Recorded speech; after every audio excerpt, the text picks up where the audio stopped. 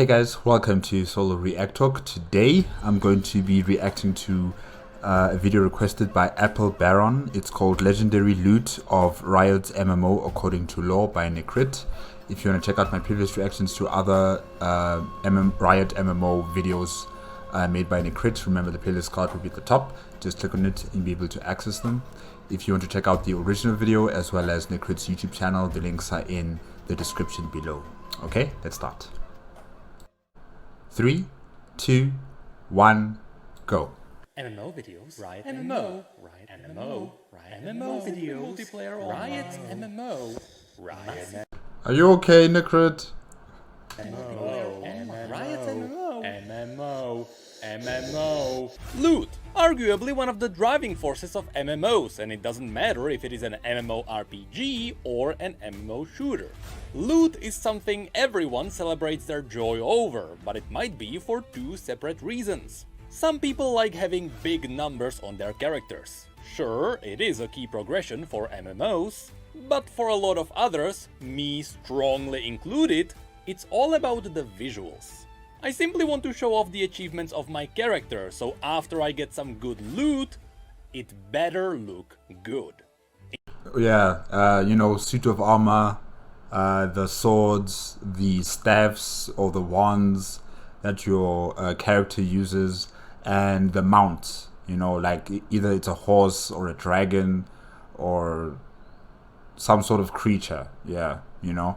So mainly you will find those players who want to show off, you know, their latest acquisitions, whether it's a suit of armor, weapons or mounts, and you know, yeah, it's just something that people do.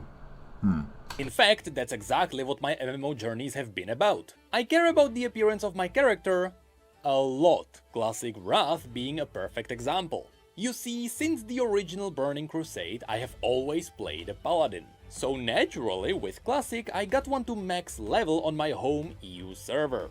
But Blizzard also brought up the fresh servers, where everyone would start as level 1 and everyone would be on a leveled playing field as the next expansion comes out.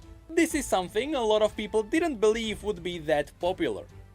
Until it was so popular, it was burning Blizzard spaghetti servers. See, people thought Blizzard was only releasing awful games these days, but not only did they release one amazing queue simulator, but they released two.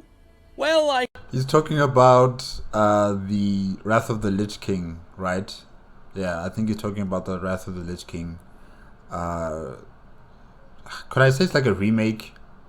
You know, there's better graphics, I think, and you know, they've polished out the game for, you know, better user experience. And just Overwatch 2, I still haven't watched any cinematics from Overwatch 2. I don't even know if there's anything based on Overwatch 2 just yet. I think maybe they just announced that it's coming out, but nothing yet, I think. I'll have to just double check on that. But yeah, okay, but where is this all going though? Why are we talking about World of Warcraft now? quickly realized there was no way I was gonna play on a fresh server. Right? Well, it turns out prime time for EU is when US is asleep. So I bypassed the queues by making a character on the US servers, and my leveling was a breeze. And here's the reason why I'm even telling you about this. When I was deciding which class I wanted to play, I thought about which class would be played the least so that my loot would not be contested. Well, in Wrath, that would be the Shaman. But if I wanted to play a Shaman as the Alliance, I would have to play as the Draenei. What's wrong with the Draenei? They're cool. They're great. What are you trying to say? What are you trying to say about the Draenei? Come on, man.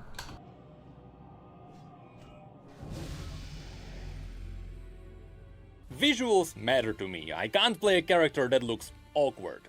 But thankfully, in Riot's universe, the armor and weapons are badass. We already had a look at the world of Runeterra, we also talked about all the existing races in this universe, I showed you the greatest villains and bosses we will inevitably get to see, and now it's time to show you the final piece. The epic loot revealed by the lore of this universe. And oh boy, be ready for some glorious items. This video will be split into two halves. The first half of the video will talk about all the armories of all the different regions, and I'll show you what their typical armor looks like. With the second half of the video being the juicy one, because I'll show you some legendary weapons from this universe, but I will also show you some real 3D models of the weapons which I pulled from the Ruined King game. So we'll be able to have a look at some real models that tease what we could see in the MMO.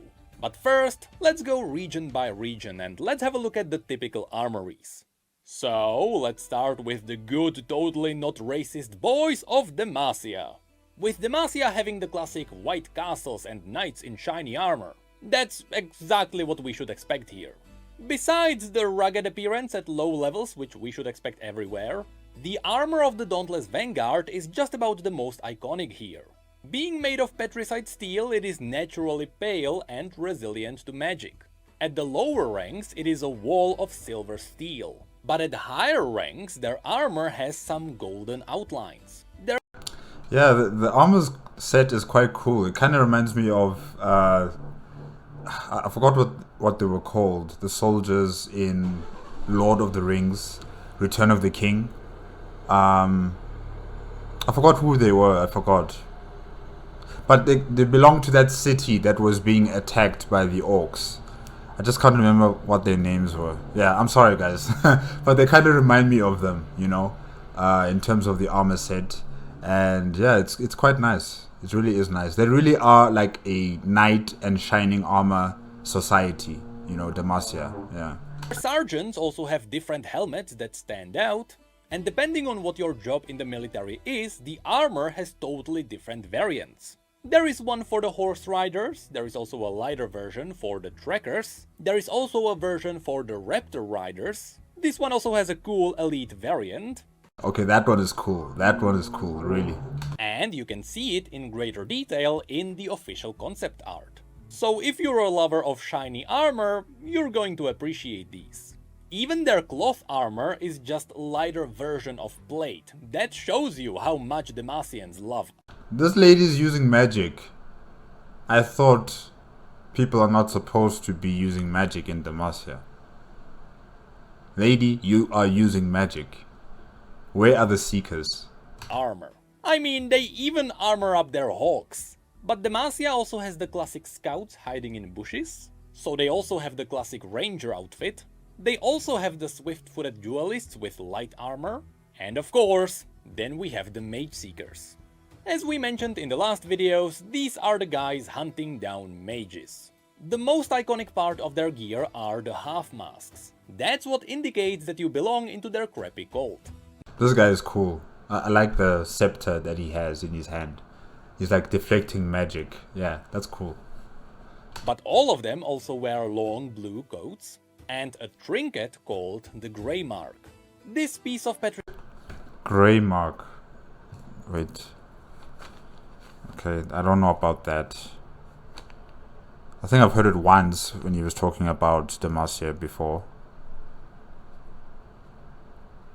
Okay. Petricite stone absorbs magic, which comes... Petricite stone.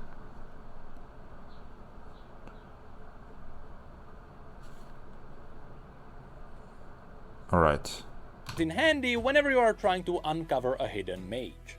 While some mage seekers have fancier masks than others, we really should mention the shittiest person in all of Demacia, the leader of the mage seekers, Lord Eldred. This Lord Eldred, he has two of them. He has two of the grey marks on his shoulder pads, if I can say that. Yeah. Must be for like extra protection or something. Who not only has the fanciest mask of them all, but he feels so insecure about himself that he carries two grey marks. Insecure about himself? Necrit, no man. I'm sure it's just because he's so important, you know, and he would be a target for any, mages out there in Demacia who want to destabilize the government. They would target someone like this, you know, and it would create a confusion inside the the Mage Seeker organization, and the mages would capitalize on that kind of situation. So yes, he needs extra protection as he is the Lord Commander of the Mage Seekers. Yeah. But the Mage Seekers are not the only ones with unique outfits. Near the mountains where we can find dragons, the local Demacian armor is resilient not only to magic, but also fire. That's why their variant of the armor is red. And it is simply called the Dragon Guard armor. But all of these just lead us to the armor of the highest value in all of Demacia. The armor of the Royal Court, and currently we know about its 3 iterations. This armor is fully golden, unlike the typical silver Demacian variants. One type of this armor is worn by Barret Bevel, one of the greatest Demacians who ever lived. His story is awesome, but unfortunately it's not really important for this video. What is important is that Barret was the greatest Demacian. He died during the battle at the Gates of Mourning while protecting his nation. As a result, during his burial ceremony, his armor was reforged into a container for his ashes. So the golden armor was turned into this. Whoa. So they made it into a golden urn? Wow. Hey, that's amazing. So people just come and, come on pilgrimage to visit this urn and probably, I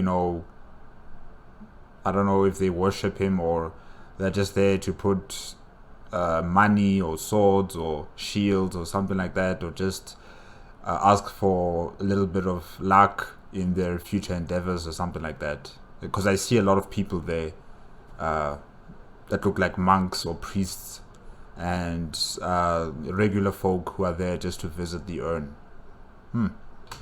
I don't think we're gonna wear that in the MMO. Yeah, no, don't. It's an urn, yeah, just don't. The second variant of the Golden Royal armor is worn by Jarvan IV. This combat armor is passed between the leaders of Demacia. Here you can even see it being worn by his own father. It's nice. It is a nice set armor, but I don't know, maybe it's a bit too extravagant for me. But it's nice. It's nice. And you can see that it was forged in the image of the dragons that once threatened the lands of Demacia. I highly doubt it would be lootable because Jarvan is not an evil man and he is actively wearing it. But I still wanted to mention it because it looks cool and it could definitely inspire another Demacian set. And then there is the third variation, the armor of his now dead father, King Jarvan III.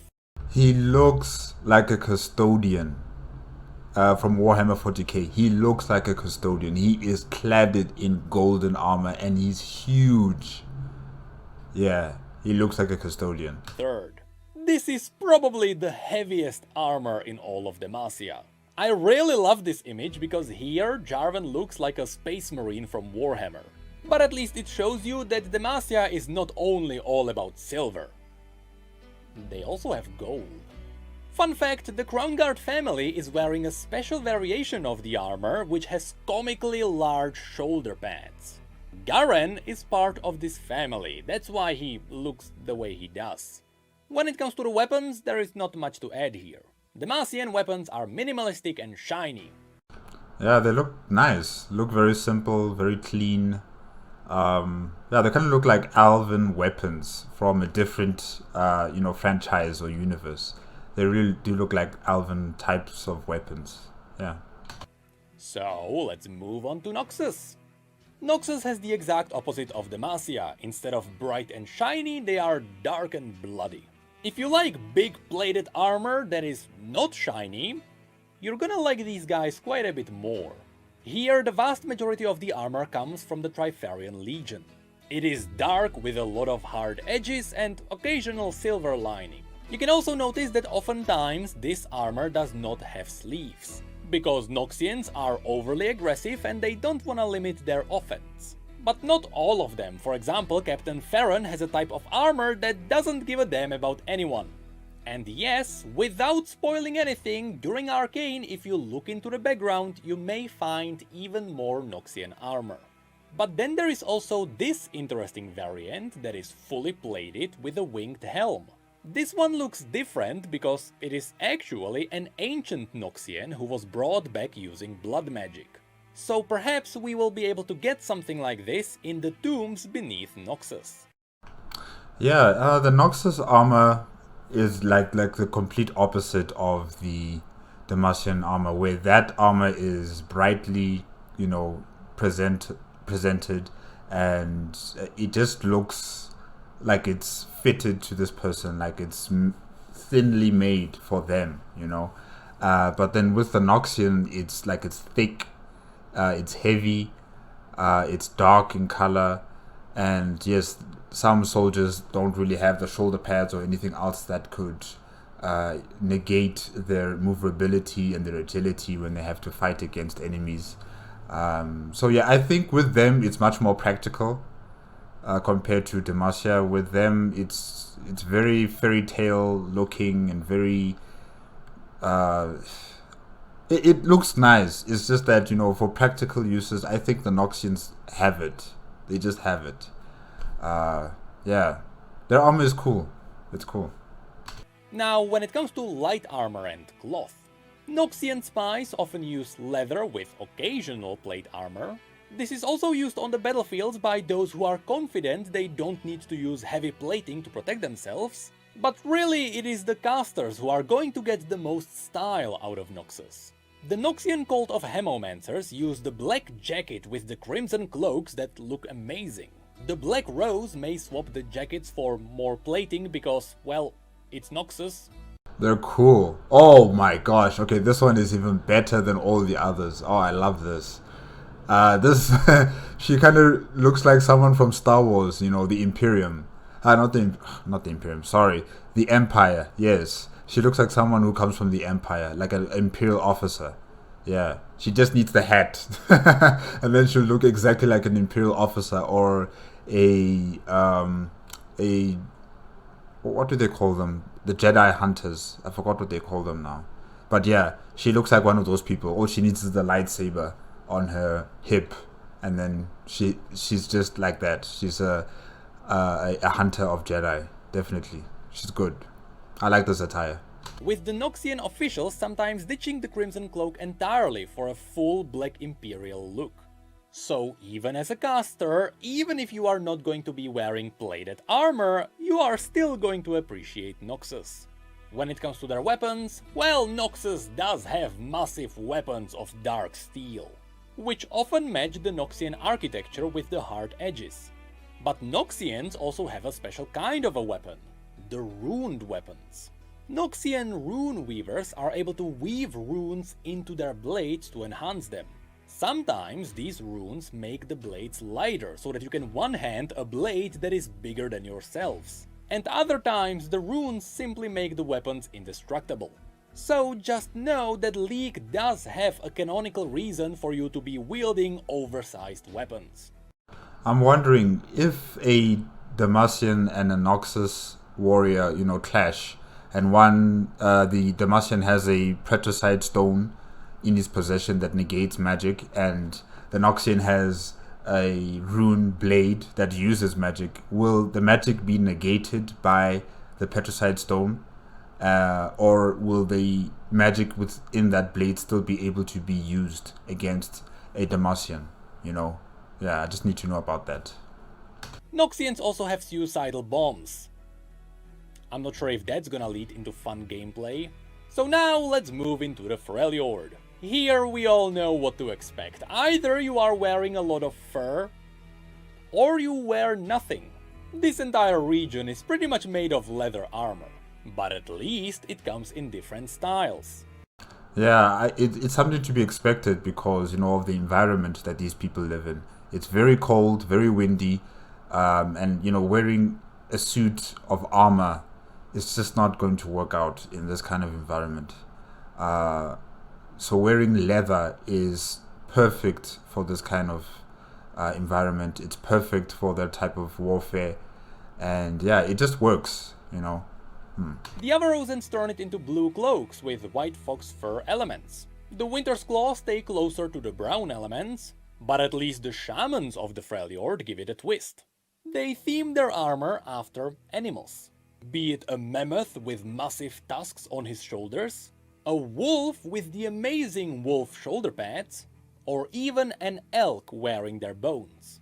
With that said, some individuals, usually those of a higher rank, wear actual metal armor. But because it's difficult to harvest metal in all the frozen landscape, and because metal tends to be freezing cold in this climate, it is rare to see people wearing it. Okay, so maybe I am wrong about the Freljord wearing armor. Here, Necrit has just given us examples of people who do wear armor. Of course, it's not very prominent, but there are some people who actually wear armor. Okay, yeah, and probably also the warriors that work with Lysandra. I remember that there were some of them who do wear plated armor. Okay, so yeah, there are some people, but in majority, everybody else wear leather armor to fight it out in battle with other people. Yeah. However, up in deep north, Lysandra's army of the Draklorn are clad in metal plates. Just like Lysandra, they are wearing helmets shaped in the image of the Watchers, which they are holding back. But even they are not going to be the most iconic armor of the Freljord. I can almost guarantee you that Riot's MMO will have a set themed after the Hearthblood. The Hearthblood are the people who worship the demigod Ornn, with Ornn being a godly blacksmith. This demigod is the one who crafted the massive vault door which Braum is using as his shield. And all you need to do is to peek into Ornn's forge to get an idea of what the armor is going to look like. I'm just wondering how many demigods live in Freljord, because I know that what's his name again? Volibear? Is it Volibear? Just need to double check that. But I think yes, Volibear lives in Freljord, and now Ornn also lives in Freljord. Yeah. What about the Seal Sister and Alrina? Yeah. Sorry guys, I can't pronounce the name. But yeah, I'm just wondering about all the other demigods. Do they also live in Freljord, or do they live, in other places across Runeterra? Yeah. And the armor set I'm looking at here, it kind of looks like a golem, like a stone or steel golem that I would see in Dragon Age, actually. Yeah. The first Dragon Age game. Yeah. A lot of ram thematics with aspects of a volcano. In fact, in the Ruined King game, you can find what a hypothetical shield made by Ornn would look like. I like it. I like that shield. Because it really does look like his face, with the horns that curve like... Yeah, so it's cool.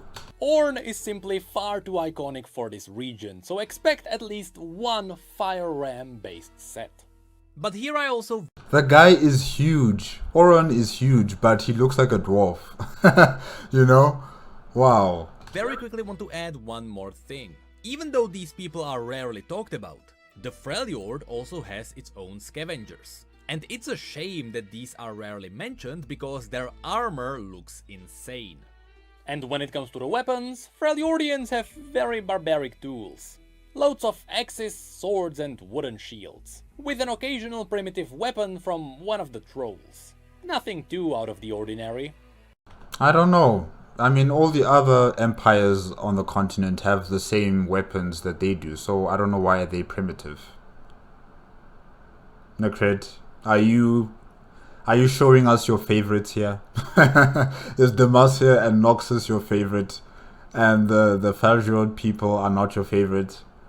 However, the Freljord is also known for the true ice weapons. We talked about these in the past. These weapons are made out of magical ice that literally kills you if you touch it. That is, unless you are an Iceborn, in which case it will still hurt you a lot. Wait, if it touches you or if it cuts into you? Or maybe it's just the same, yeah. Okay. And these true ice weapons can have all sorts of shapes and sizes. from swords and axes to bows and flails.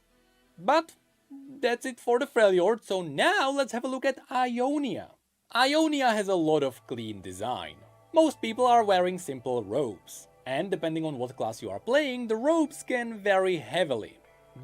I can imagine with Ionia, it's more of like an Asian influence, you know, Chinese, Japanese, Korean influence of battle armor. Yeah. The blade dancers following Irelia wear slightly reinforced robes. They also wear these reinforced hats, which can be used as shields when banding together. Oh, I see it. I see it. Yes. Oh my, that's cool. Oh, that is so cool. You know, and then they have the blades that look like mandibles. Yeah, that's actually very cool. They really do, you know, become one with nature, not only with their civilization but with their armies. You know, the hats, the blades, everything is so cool. Yes, this is not an insect, these are blade dancers.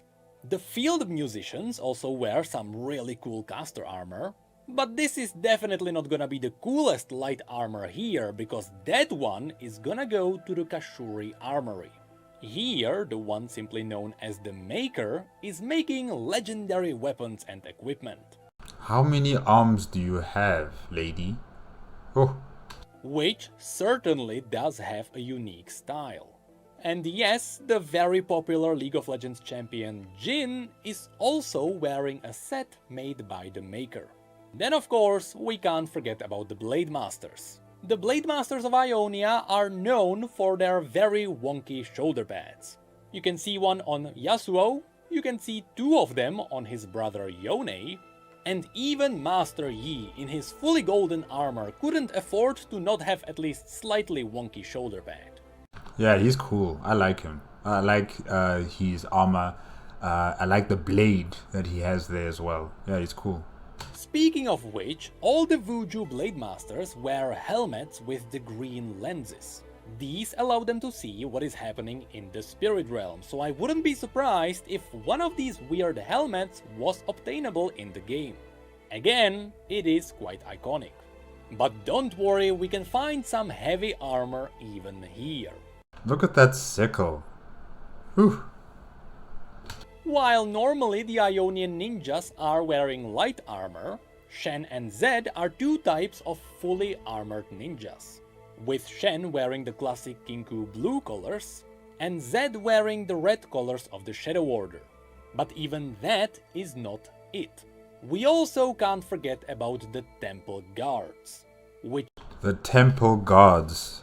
Wow. Oh, that is so cool. What this guy's wearing is so cool.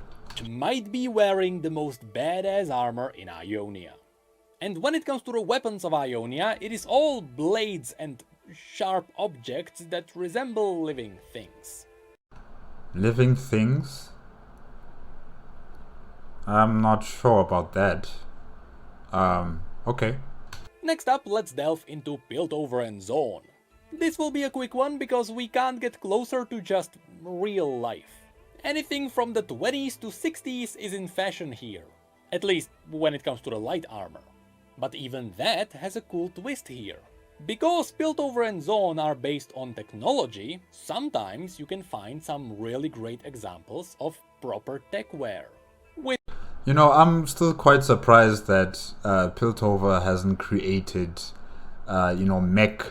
mech machines, like giant mech machines, like Gundams or something, to defend Piltover and Zaun from any type of aggressor, especially from Noxus, which is right next door, like up in the north. So yeah, I'm just quite surprised that they haven't built anything like that yet, because I know they probably have the capability with their knowledge of technology and magic, mixing it together to make something different and far more amazing than it being separated. So yeah, I want to see them create mechazoids or something, big machines, because they kind of remind me of Avatar.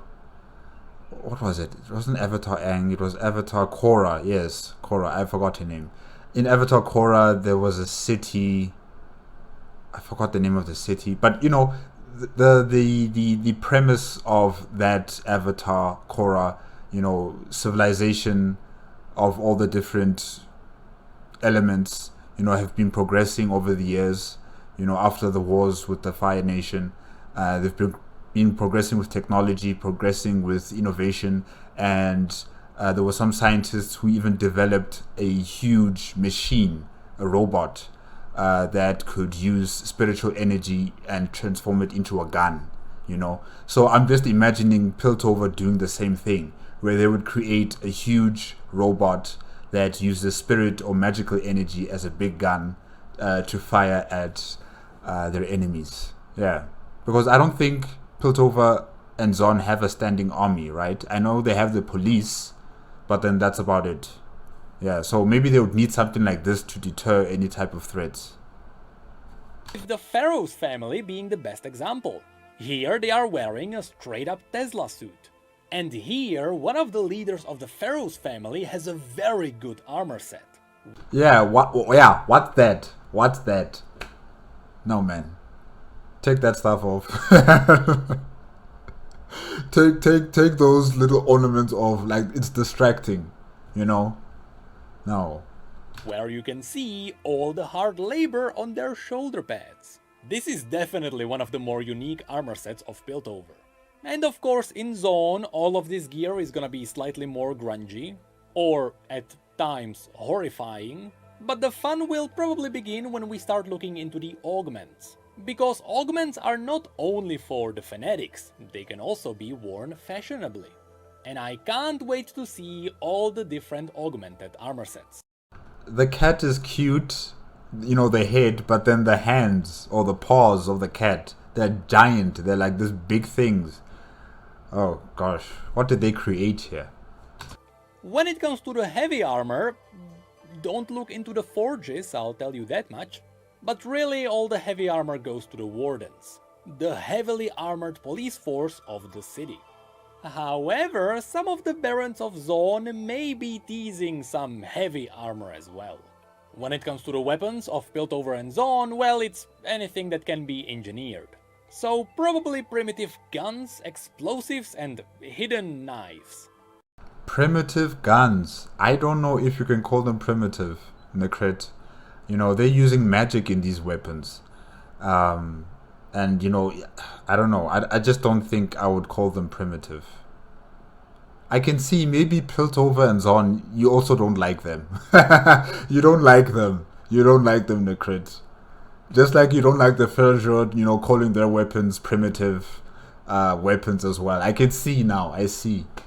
From here, we're going to Shurima. Shurima is going to be very simple too. Either you are from the desert, or you're from the capital, or you are from Icathia. In the desert, you can find a lot of primitive technology, so don't expect much there. Although some of the raiders' gear can be appealing at times, but from the civilized areas. The Chronomancers show us a good bit of what caster armor from Shurima. Yes. Yes, they look like airbenders, especially him. He looks like an airbender. And I want to be, you know, a chrono master, you know, someone that controls time. Should I ever play this MMO, I want to become these guys. They're cool. I mean, look at that. Yes, please. Shurima could look like. We can also find more caster's armor on Xerath's acolytes, but even more in... Look at that. Just look at that. That's beautiful. They look like they are Egyptian and maybe like the empires of Mesopotamia, you know, the Assyrians, or before the Assyrians, what were they called again? The Sumerians and the Akkadians, you know, they look like them as well. They look like the Egyptians, the Sumerians, and the Akkadians. Yeah, definitely, they're beautiful. Beautiful, beautiful people. Beautiful attire. And the city that these two people are in, it looks very nice as well, yeah. The capital city itself. In fact, I can show you quite a few good examples. Wow. Wow. Shurima really likes to wear cloth after all. though some rogues may prefer some of these leather sets. But when it comes to something heavier, Shurima's golden army comes to the rescue. You know, I thought Shurima was entering into a dark age after the calamity with what was his name again? Not Noxus. Azir. Yeah, when Azir died. You know, I thought maybe the Shurima Empire was going through a dark age. But it seems like they're still doing okay. Yeah. They are big fans of gleaming golden armor, though they are not as heavily armored as someone like Demacia. We could also mention that even though Icathia was utterly destroyed by the Void, their kingdom used to have soldiers that look like this. So should we ever delve into some of the tombs in Shurima, maybe we can find something like this. Yeah, they look like battle mages, you know? With the armor, and then they have like the staff, and probably those glasses or goggles, you know, make them see into the spirit world, like the people of Ionia. You know, they also have technology that allows them to see into the spirit world. So maybe it's something like that. Yeah, they look cool. They really look cool.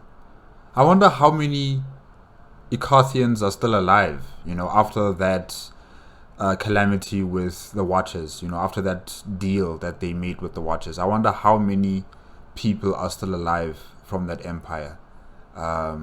Yeah, because it's really sad what happened to them. It's really, really, really sad. But I just hope there are still some of them somewhere, you know, around the world, somewhere, that are still alive. And I know that there are mage users. So, yeah, we can't lose people like this. I think they'll be very important for future battles to come on Runeterra. Yeah. And yes, this is also the type of armor that Jax is wearing. Now, when it comes to their weapons, it is golden spears all around, with an occasional scimitar. However, some people are using the Void as a weapon against itself. So that's where we get these. I wouldn't be surprised if Riot really gave us one of these weapons, but it... What is that though? Is that like a staff? Is it some sort of gun? Oof. would have to be endgame.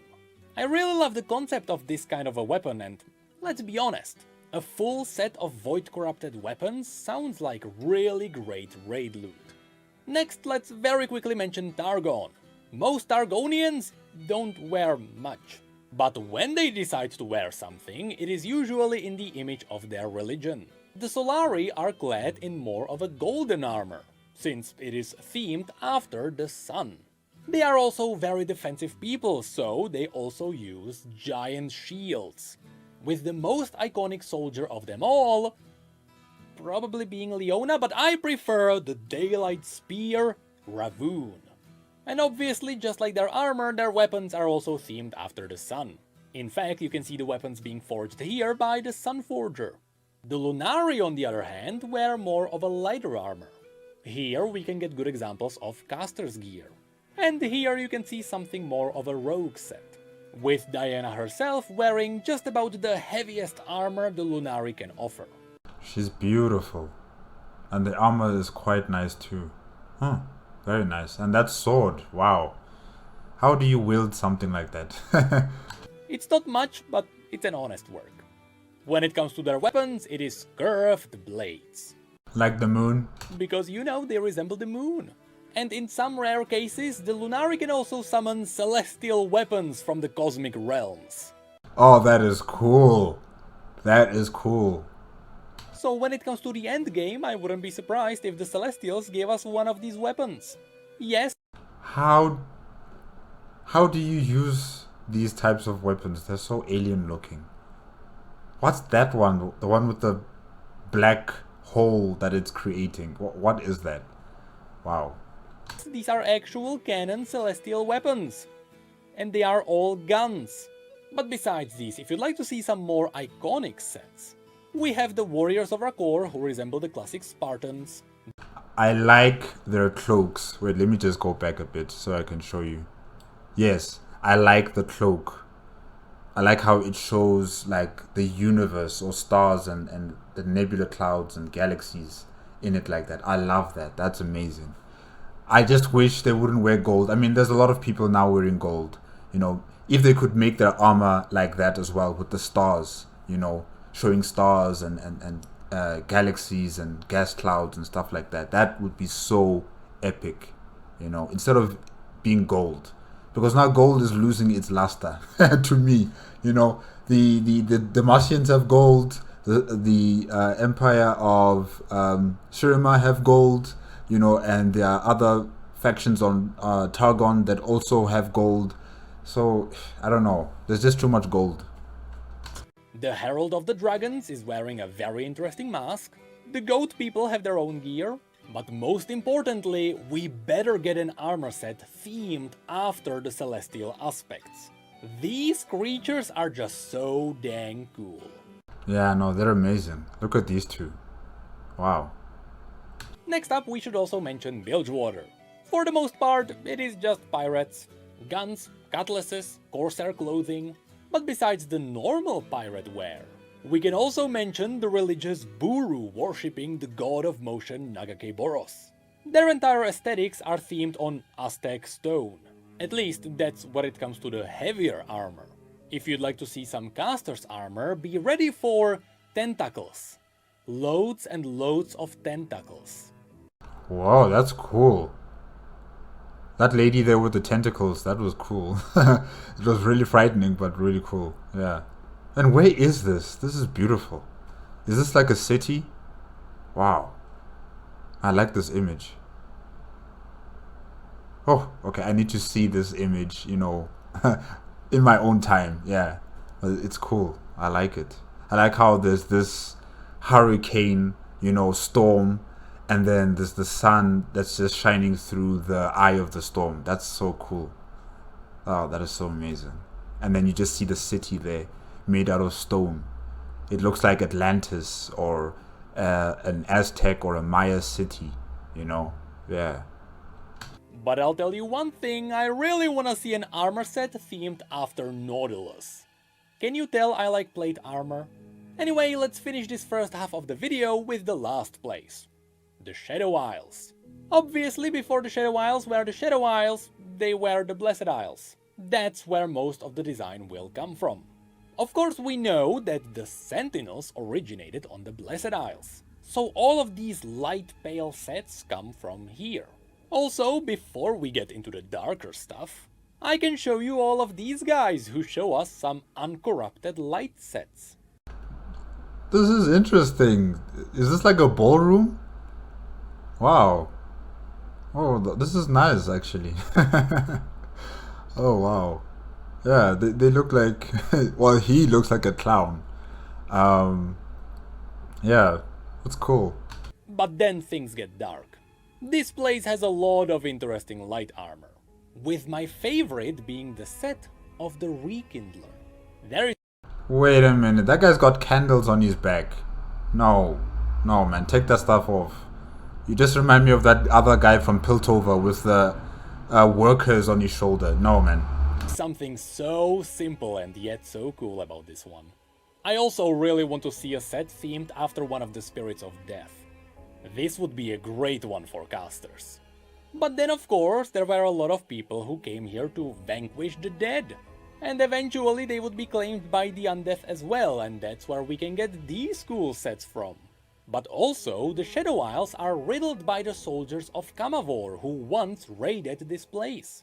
Some of them were armor themed after the dragons of Kamavor, but others come from the Iron Order wearing dark skeletal sets. But that's really it when it comes to the kinds of armors that come from this universe. Of course, I could keep going, but there is only so much time we have for a video. So now, let's get into the far more interesting part.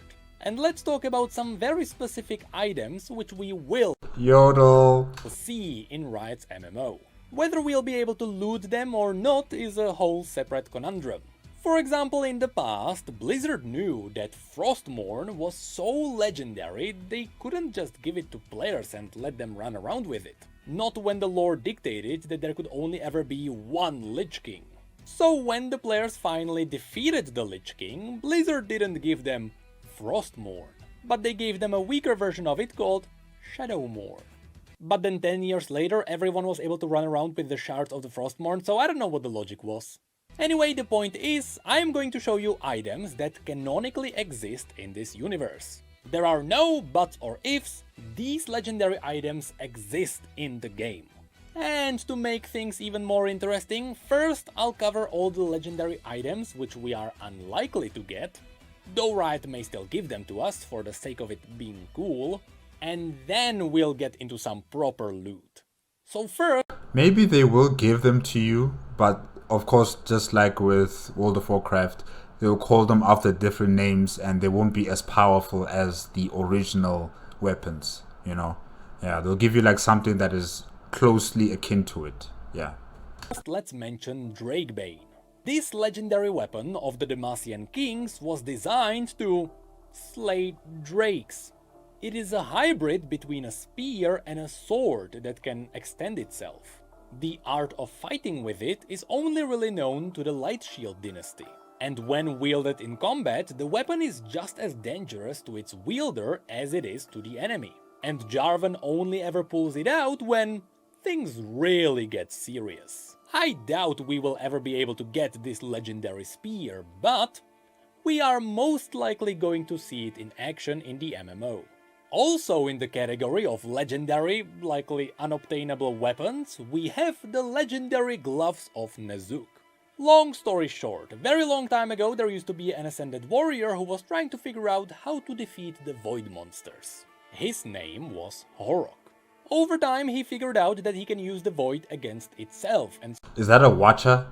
Oh my gosh. Look at all those tentacle hands. And the eye, and this, I don't know what this is, but oh man, it's amazing, but it's terrifying. Oh. So he infused his glove with voidy energy. This created a weapon known as the Netherblade of Horok, a magical blade that was mounted to his wrist, which could cut through just about anything.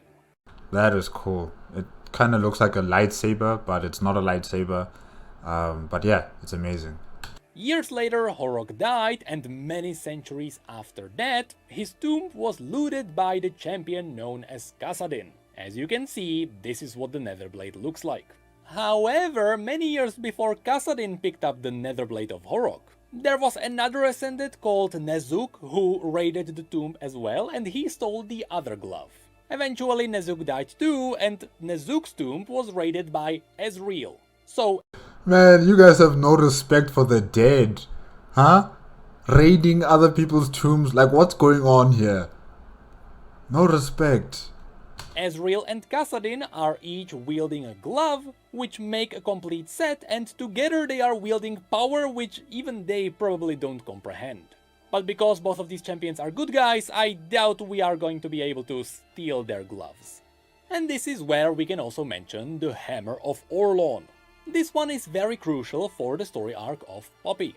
Poppy is on a quest to find the rightful owner of the Hammer of Orlon. Someone who could fully unlock the hammer's potential, without knowing the fact that she herself is the rightful owner of the hammer.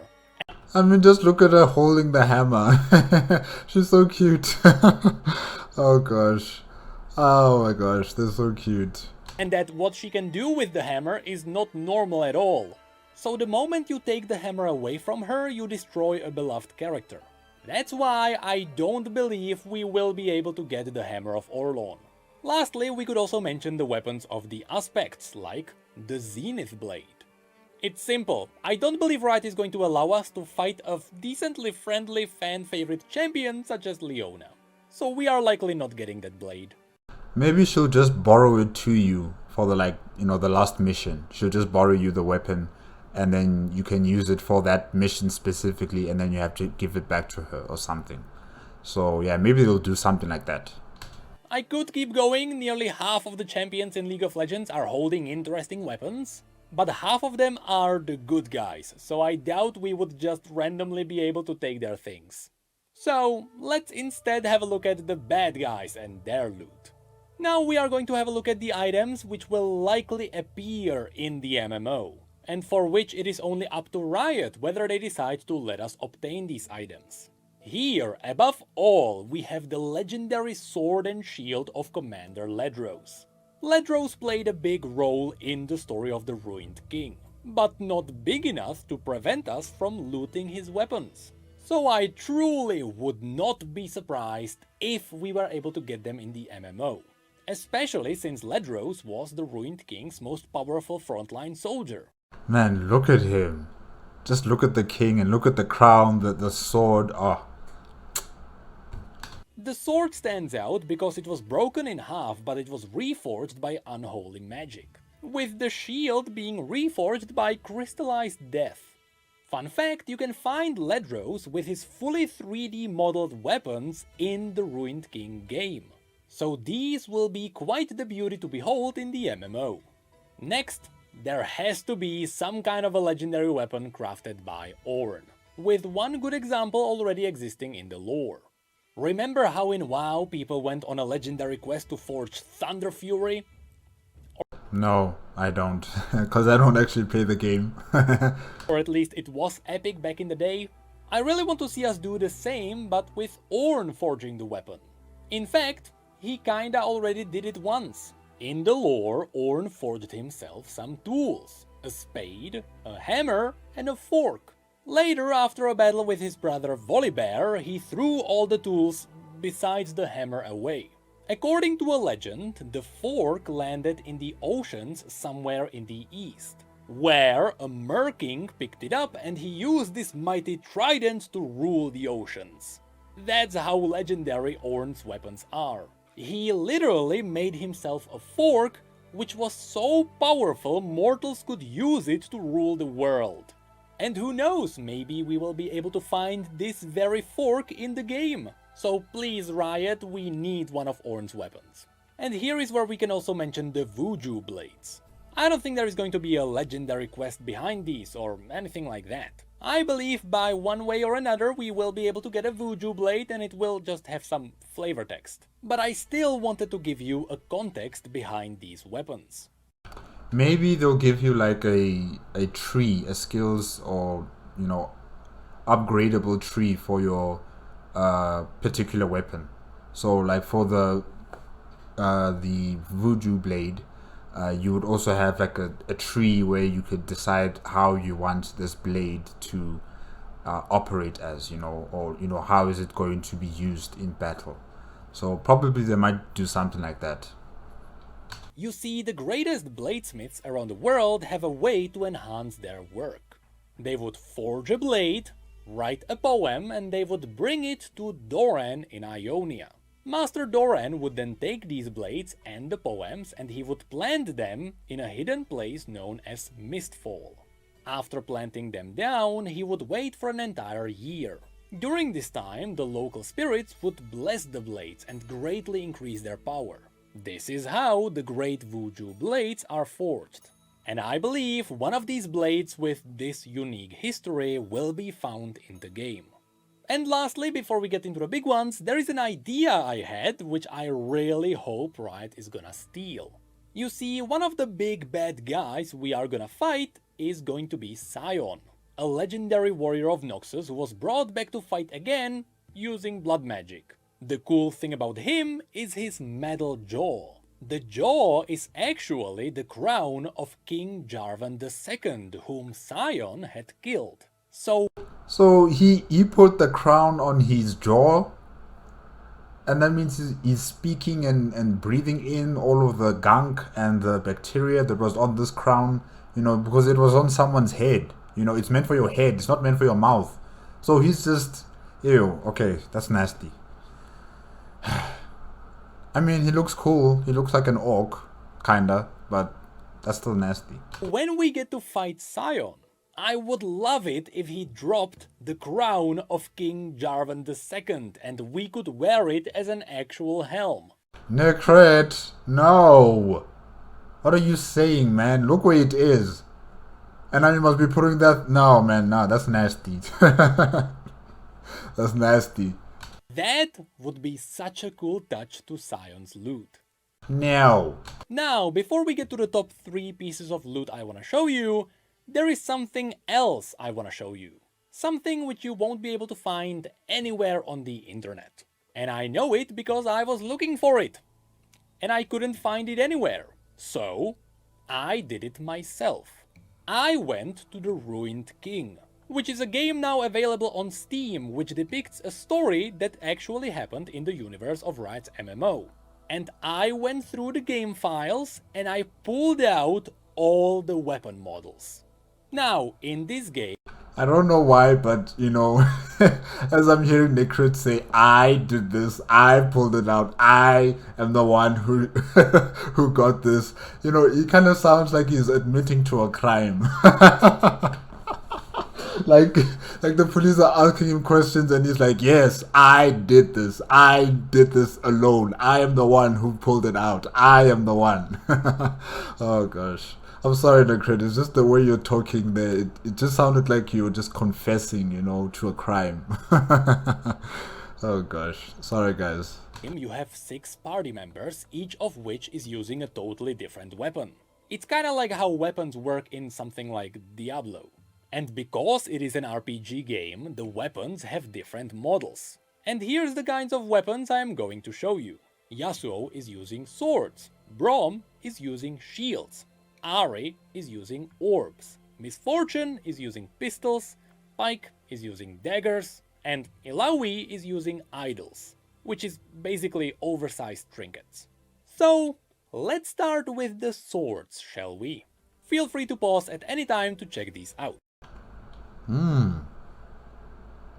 Okay, yeah, the swords look cool. The red ones are quite nice. Green as well. Look like emerald swords and rupee swords. Sapphire swords. You know, jade. Opal.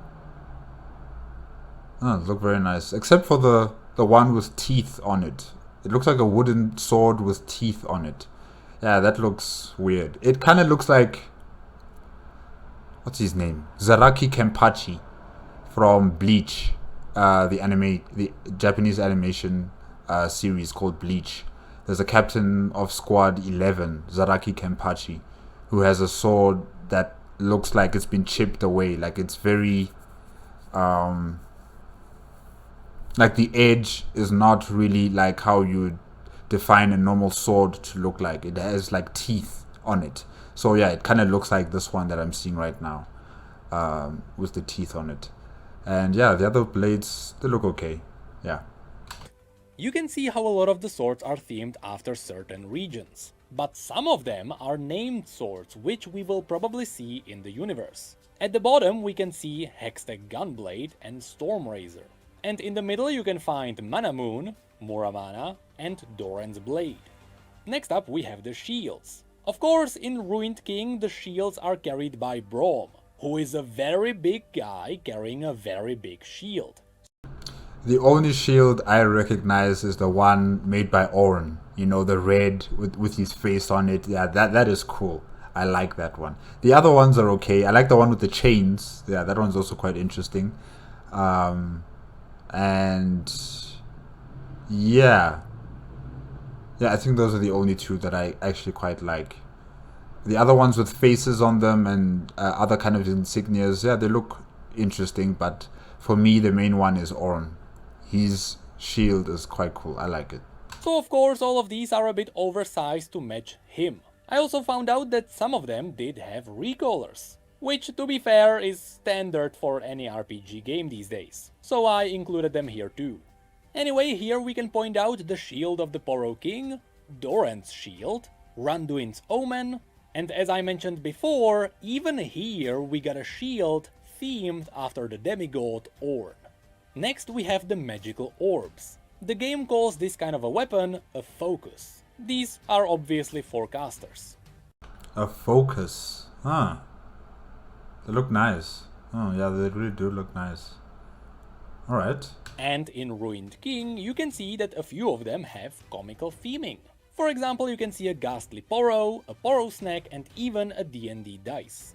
Then we have the guns. I love how even the guns are themed after regions. For example, I would have never expected it, but this is what a gun from Demacia would look like. But you can also see that the game has 3D models for a Void Corrupted pistol too. Yeah, the guns are okay, I guess. You know, nothing really special. I can't really tell from which region many of the guns come from. But yeah, they look nice. Huh. Next we have the daggers. From these, I believe only one is a named item which many of you may recognize from League. I like the pointy ones, you know, the ones that look like triangles. Yeah, I like those daggers. Those actually look like daggers. All the other ones, yeah, they're okay. But the one with the hole in it, yeah, why? Why do that? Why is there a hole in your blade like that? You are compromising the structural integrity of the blade if there's a hole in its middle like that. Yeah, that's just not necessary. Yeah, the other ones are very jagged, having some angular shapes. But I like the ones that look like, daggers. You know, the way I would imagine a dagger to look like. This pointy, pyramid-shaped tip. Yeah. And that is the Duskblade of Darkthar. The rest may be just random daggers from all around Runeterra, but they do look amazing regardless. Lastly, we have the idols. You can think of these as items that show us what offhands could look like in this universe. But if Riot allows us to play as a priest of Buru, then we may straight up use these things as giant hammers to beat evil. Of course, one of these idols is themed after Poros, but I can mention that this one is known as Corin Revek's Paperweight, with Yeah. I don't really have anything to say about these. I like that one. The one with like a dog face on it. I think it's a Yodel face with that mustache, and yeah, it looks cute. It looks like a puppy. Okay. Corin Revek being Oriana's father, whom people may know from League of Legends. But that's really it for the lootable items from the RPG game Ruined King. Given the fact that Riot recently revealed a new champion with unique weapons, I also wanted to very quickly mention two unique weapon types of this universe. The newest champion in League is using Natofos, which are giant hammers which you can wield as a hybrid between a shield and a fist weapon. But I just see a fist weapon, not a shield. Oh, wow, crazy stuff. Also, the elemental mages of Ishtal might also wield a weapon known as the Omladl, which is essentially a really sharp hula hoop that channels magic. Lastly, I forgot to mention one cool thing. In the Ruined King files, I was also able to data mine the armor and the axe of Rasa the Sunderer. But remember that the giant axe is a named item called Night Harvester. So now, let's have a look at the top 3 items from this universe. In my opinion, among the top 3, we absolutely have to mention the Darkin weapons, which are the foundation of iconic weapons in this universe. Remember how after the Ascended slowly turned mad and they slowly turned into the Darkin, they got out of control after they started using blood magic to enhance their own bodies? Well, after the Darkin started fighting each other for dominance and they slowly started destroying the entire planet, the Celestial Aspects realized that they should probably do something about it. And so, the Aspect of Twilight infused a weapon with its power and used it to consume the souls of the Darkin. This weapon became known as the Chalikar. Now, the Chalikar is a giant crossblade that was originally wielded by an Ascended warrior, and which is now being held by an important character, so we will never see the Chalikar in our hands. However, the Aspect of Twilight gave the Chalikar to humans, so that humans could craft new weapons in its image. And these new weapons would be able to capture the remaining Darkin who are running around the world. So, that's what humans did. They forged celestial weapons that absorbed the Darkin. The issue with this is that, after being absorbed, the Darkin live inside the weapons. And should any mortal try to hold those weapons, the Darkin could dominate their mind, take over their bodies and essentially free themselves. Now, in my mind, there are only two ways how Riot can allow the players to hold a Darkin weapon. Either we find a Darkin that is so weak that even after we hold them, they can just whisper to us, but it can't really start taking over our body. Maybe just give it a bit of cosmetic corruption on our body. Or we would simply go on a legendary quest to cleanse the weapon of the Darkin's influence. I know, all of this sounds like a nerdy talk, so let me show you some examples of the already existing Darkin weapons from Legends of Runeterra. You know, if they do give you that option to wield a Darkin weapon, I can just imagine the kind of bond you will have with that weapon. I think you will have that weapon for life. Like, it will be bonded to you. You can't switch to other weapons to use, you know. Something like that. I think they would probably put in something like that. Or maybe I'm hoping they would, you know, so that you have like a contract with this blade that, you know, you'll be using this blade until you're done with your the character that you're using in the game, you know. And this particular blade will be able to whisper things to you time to time, especially like when you're fighting or when you are traveling across Runeterra. You know, you just hear it say some few words to you saying, when are we gonna kill, when are we gonna spill blood together, you know. Or it tells you some jokes, or it's very irritable, you know. Some blades have their own personalities because of the Darkin that are inside it. You know, give like a story background for the blade as well, and how to improve its abilities and its power. You know, gain the trust of your blade or reject its existence entirely, and you're just using it as a blunt weapon against your enemies. You know, something like that. I don't know. Because when I think about a Darkin weapon, right, I'm thinking about Bleach again. Bleach, the Japanese anime, where the Soul Society's death god, the Shinigami, they have a contract, they have an understanding with their swords, their Zanbakutos. You know, the Zanbakutos are a part of them, and they cannot exist as Soul Reapers without them. So I'm thinking maybe with the Darkin it could be the same way with the weapons. Yeah. So yeah, that's just something that I wish they would do. Yeah. We have the Darkin Harpoon, which imprisoned the Darkin known as Ibaros. The Darkin Shield, containing the Darkin Joral. The Darkin Lodestone, which I assume is some kind of a trinket which contains Horazi. The Darkin Ballista that imprisoned Naganeka. Fun fact, Naganeka probably looks a bit like chicken because in theory it is possible that one of those chickens touched the ballista. And so Naganeka took over the body of the chicken. Then Ballista chicken. and we have the Darkin Harp, which holds the really creepy, maddening Darkin Styradu.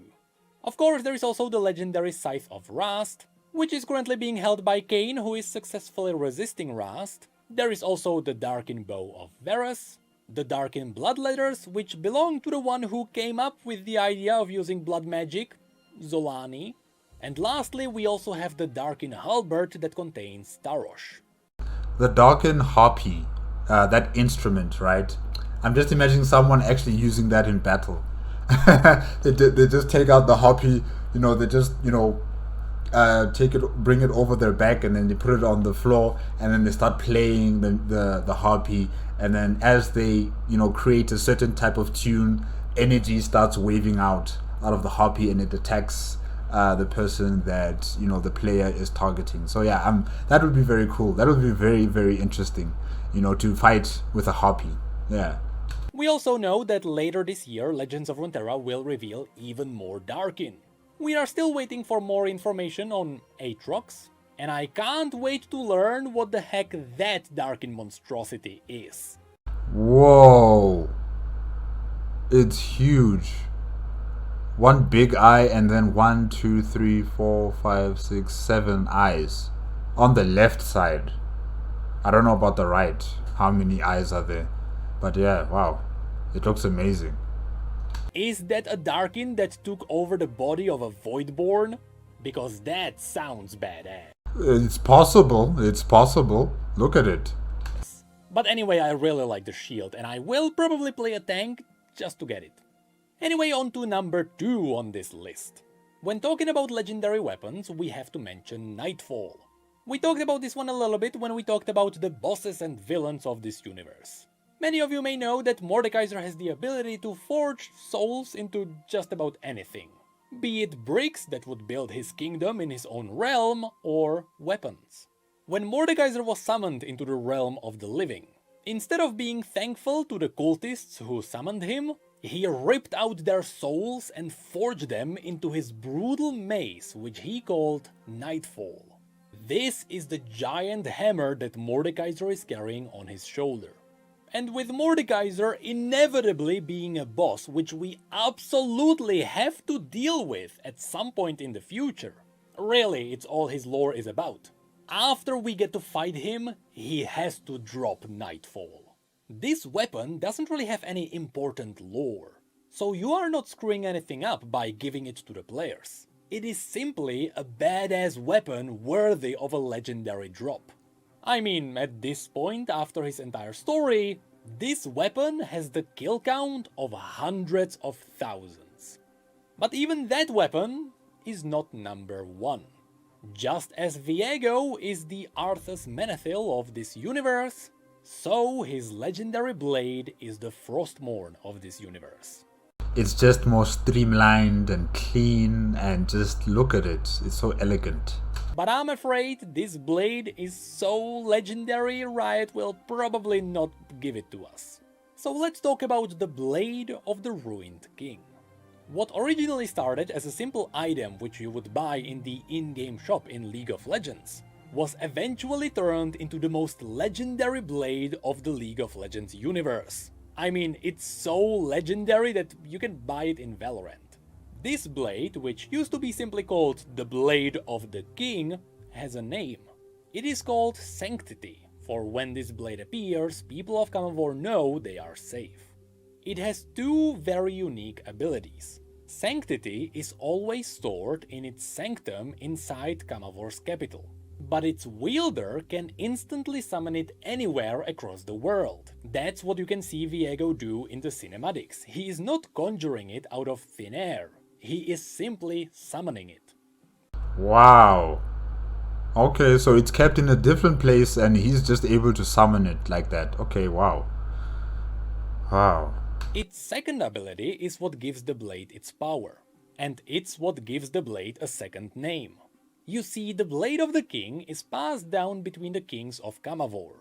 The current wielder is Viego, to whom it was passed down by the Lion of Kamavor himself. But every time the blade is passed to a new owner, the blade takes a piece of the would-be king's soul. Then it either kills them on the spot, or the blade deems them worthy and they are allowed to rule Kamavor. Wow, that's... I don't want to use that blade. If I was to be king, I wouldn't want to have that kind of blade. I would be like, no thanks. You can just keep it in the storage room. I'm not going to use that. Because what if it kills me? No, I'm not taking that chance. Passing this test is not easy, and the blade claimed countless kings before. That's why Sanctity also carries a second name, the Soul Render. And you know, I'm not sure about the design of the hilt. It's like it has two hilts, and then there's the cross, you know, in the middle. Like how, kind of looks like it's going to be unwieldy. You know, maybe like in one hand, it could work, but I don't know. This middle part is very distracting. Yeah, I don't know. Of course, because it is being passed down for generations, the blade is currently holding pieces of the souls of all the previous kings. At least, that's what we believe is the case. What we do know for sure is that when Viego died, he was stabbed by his own sword, which is the blade that contains a piece of his own soul. So because... I mean, look at him, he was so happy.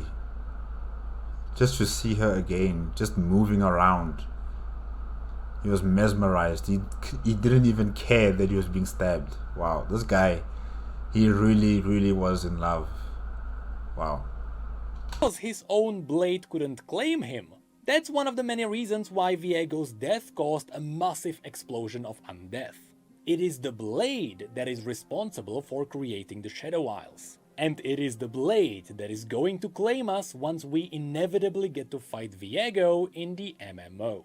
Of course, you know we have to face Viego, because you're not one of the people who skipped over the last video and you have all the context, right? And of course, it's going to be up to Riot whether they decide whether they want to give us the blade or not. Unlike Nightfall, sanctity is very important for the lore. The souls inside the blade could push the story forward, and in fact, I wouldn't be surprised if Viego's own soul in the blade was the key to destroying him. But that's an issue for future Riot to figure out. Anyway, that is it for this video, and that's gonna be it for MMO videos for a while.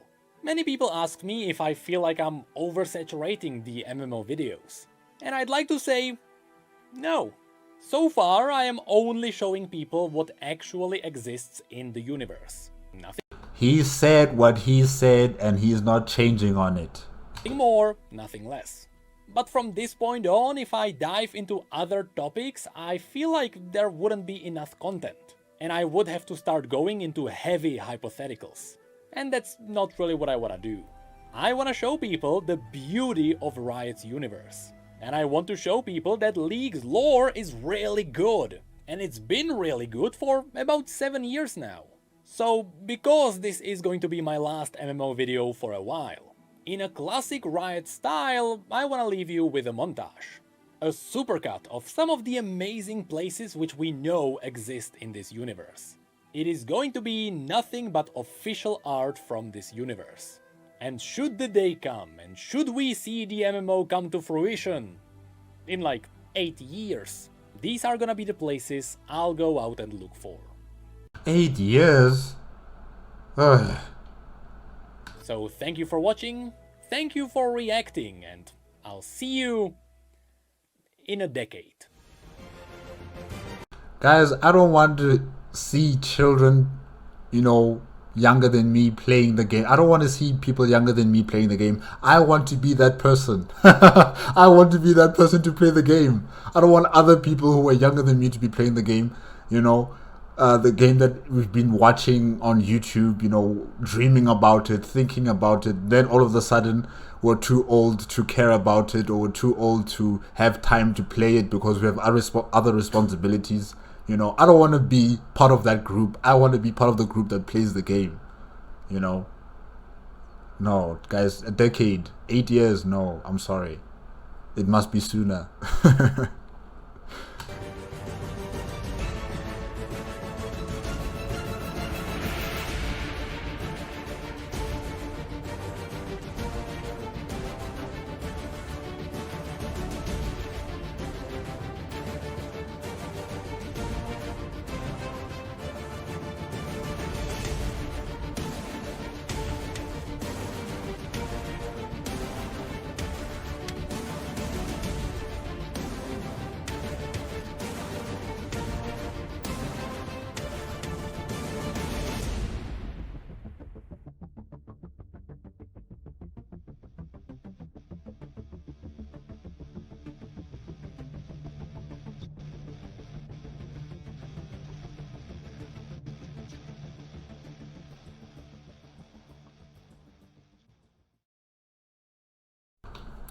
Okay guys, that's it with legendary loot of Riot MMO according to lore by Necrit. Yeah, whoever plays this game, whenever they are able to play this game, we're going to be spoiled for choice. People are just going to be spoiled for choice in terms of Runeterra, the universe of Runeterra, the different races you can play, the different areas you can play, the different types of lore that you'll be following, and the types of stories that you will be starting and completing, mainly for your own character, and then extended stories belonging to the continent or to the entire world as a whole, and the final boss battles against the Watchers or against anyone else. And then also you're going to be spoiled for choice with the type of weapons that you'll be be able to be using and creating probably, and also the armor sets. So really the sky is the limit with this MMO that will come in 2 years time. In 2 years time. You'll be spoiled for choice, really, with so much to do, so much to get, to collect, so much to use. And yeah, it's just going to be amazing. Really, it's going to be really amazing. Thank you, Necrit, for opening this world to the rest of us, you know, who don't know anything about League of Legends, about Runeterra, about Riot games as a whole, you know. And yeah, keep on doing what you're doing. Whenever you want to post another video, I'm sure the viewers will be there to watch your content. And yeah, don't stop. If you have that fire in you to make more of these kind of videos, do so. And yeah, I'm sure people will come out and support you. Guys, that's it for tonight. Remember, if you want to check out the original video as well as Necrit's YouTube channel, the links are in the description below. If you like my reaction, please give me a like, comment, and subscribe to my channel. Click on the notification bell if you want to be up to date with my latest videos. And I'll see you guys next time. Okay?